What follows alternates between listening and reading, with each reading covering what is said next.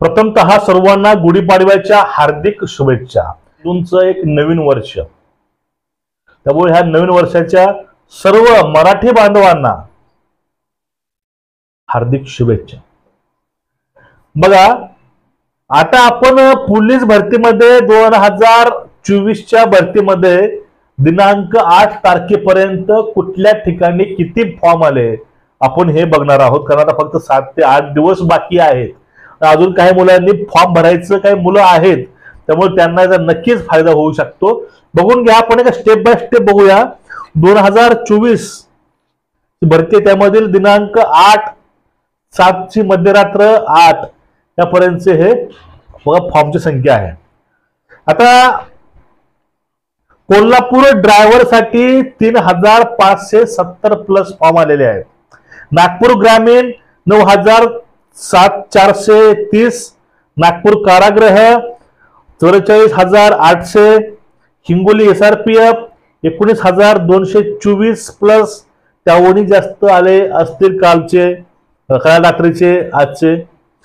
Mumbai railway 2830, SRPF Yavatmal 7000 plus, Sambhajinagar कारागृह 47230, SP Gondia 8109, SP Bhandara 4500 plus, SP Wardha 2600, SP Parbhani 5900, Buldhana 7864, Navi Mumbai 7500 plus, Mumbai कारागृह 49442, पुणे शहर driver 7794 plus, SP Palghar 1040, SP Pune ग्रामीण 3088।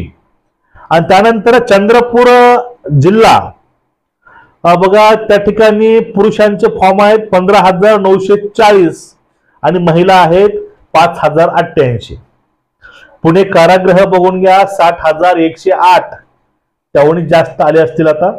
आणि CP मुंबई 1,48,000 आणि मुलं मुली मिक्स करून 2,07,000च्या आसपास फॉर्म हे मुंबई शहरला आलेले आहेत।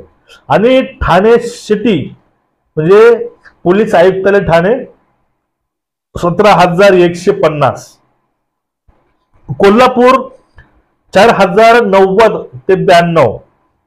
आता सिंधुदुर्ग बॅट्समनची एका मित्रांना पाठवली आपल्याला स्क्रीनशॉट, त्याचा आहे बघा 353।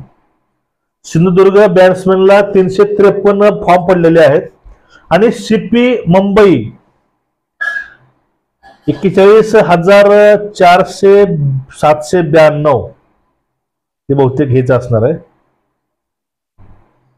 आणि मुंबई ड्रायव्हर 42,075।